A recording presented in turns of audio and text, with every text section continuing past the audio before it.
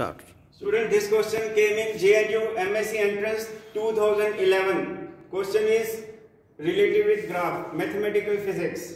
Knowledge of graph is very important.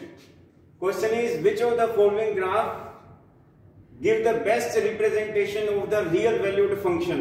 And function हमें कोई भी दिया हो सकता है. यहाँ पे जो function दिया है y bracket x is sin x over x versus x.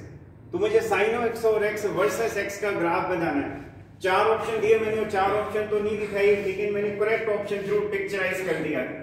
sin x और x का ग्राफ ये होता है स्टूडेंट. अब मुझे बताना है कि ये ग्राफ कैसे आया. How to draw sin x, graph of sin x और x versus x. Student, sin x और x के ग्राफ को बनाने के लिए सबसे पहले आपको पेयर ऑफ एक्सिस ड्रॉ करने हैं.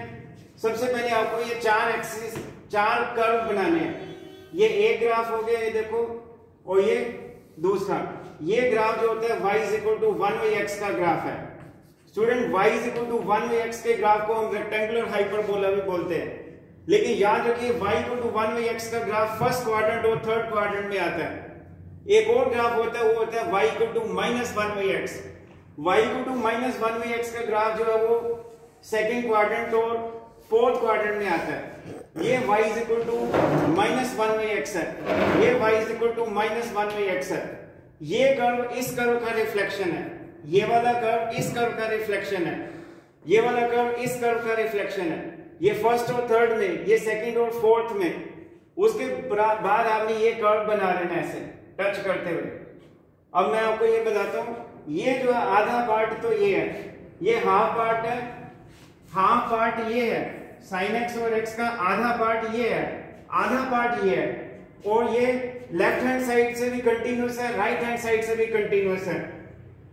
अब देखिए ग्राफ जो है sin x और x का, that always lies between -1/x and 1/x.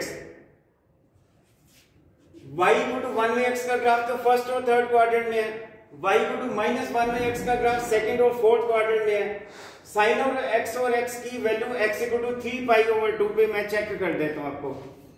What is value sin x और x at x equal to 3π/2?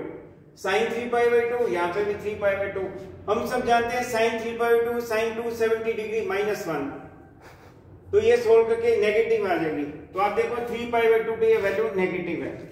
इसी तरीके से sin x और x की वैल्यू एट x को, क्योंकि x की वैल्यू पॉजिटिव भी हो सकती है, नेगेटिव भी हो सकती है. ग्राफ रुकता नहीं है, ग्राफ तो निरंतर चलता रहता है. -3π/2 पे वैल्यू क्या आएगी?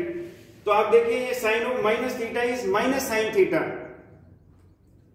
तो sin 3π/2 की वैल्यू तो -1 है. ये माइनस इसलिए क्योंकि -sin θ, और ये माइनस माइनस प्लस, तो फिर माइनस आई. तो आप देखेंगे -3π/2 पे भी वैल्यू जो है वो नेगेटिव ही है. फिर sin x और x की value at x equal to -5π/2 पे प्लस आ जाएगी. इसी तरीके sin x और x की वैल्यू 5π/2 पे भी पॉजिटिव आएगी. लेकिन स्टूडेंट x इक्वल टू 0 पे sin x और x की जो है वो इनडिटर्मिनेट हो जाता है, क्योंकि 0 और 0 फॉर्म बनती है. तो sin x और x की वैल्यू x इक्वल टू 0 पे नहीं है, लेकिन sin x और x की x इक्वल टू 0 पे इन लिमिटिंग वैल्यू है. लिमिटिंग वैल्यू है, वैल्यू नहीं है. तो वैल्यू व लिमिटिंग वैल्यू में फर्क होता है. कोई भी फंक्शन कंटिन्यूअस तब होता है जब तीन चीजें बराबर हो. Left hand limit equal to right hand limit equal to value. तीनों चीजें बराबर होती हैं तो हम बोलते हैं function is continuous. Limit x approaches to a, ये लेफ्ट टेंडेंसी बिहेवियर. दो तरह की टेंडेंसी बिहेवियर है, left tendency behaviour, right tendency behaviour.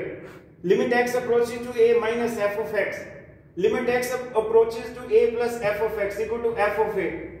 अगर ये तीन चीजें वैल्यू, ये left hand limit, right hand limit तीनों बराबर है, then f of x is continuous at x equal to a. Student, sin of x और x का लेफ्ट हैंड लिमिट 1 है, sin x और x का राइट हैंड लिमिट भी 1 है, लेकिन x इक्वल टू 0 पे sin x और x की वैल्यू इनडिटरमिनेट है. x इक्वल टू 0 पे sin x और x की वैल्यू नहीं है, बट लिमिटिंग वैल्यू है. तो sin ऑफ x और x at x equal to 0 पे तो डिफाइन ही नहीं है, इसलिए डिसकंटिन्यूअस हो गया sin x और x. भले लेफ्ट हैंड लिमिट और राइट हैंड लिमिट बराबर है, लेकिन वैल्यू के बराबर नहीं है, लिमिटिंग वैल्यू है. सो sin x और x का जो ग्राफ को sin x और x एक तरीके का डिसकंटिन्यूअस फंक्शन है और डिसकंटिन्यूअस फंक्शन का कभी भी इंटीग्रेशन नहीं होता। इसका मतलब sin x और x जो है वो फंक्शन है जो इंटीग्रेबल नहीं है। हाँ, मैं एक एक्सेप्शन बता रहा हूँ, डिसकंटिन्यूअस फंक्शन में पीस वाइज फंक्शन भी एक डिसकंटिन्यूअस फंक्शन है लेकिन उसका इंटीग्रेशन होता है। ये तो एक sin x और x डिसकंटिन्यूअस फंक्शन है लेकिन इसका इंटीग्रेशन नहीं होता। Thank you.